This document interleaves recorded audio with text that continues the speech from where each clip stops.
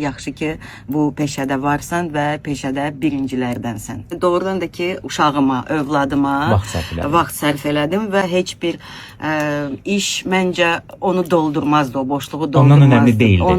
Qətiyyən ondan önəmli olmazdı. Yəni mənim üçün, mənim özümə lazım idi. Çünki bütün proseslər mənim əlimin altında olmalıydı, gözümün qabağında olmalıydı və ki, Azərbaycan musiqisinə hal-hazırda hücum var. Yoxdur o reyting.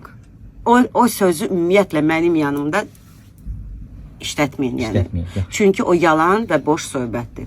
Ay filan kəslər reyting verirsə, təhqir eləməyin millətimizi, xahiş edirəm. Təhqir eləməyin. Çünki Bakı cəmaatı, Azərbaycan xalqı belə musiqiyə qulaq asa bilməz. Ki, qulaq asmır da. Neçə milyon baxışı var, demə bu söhbəti.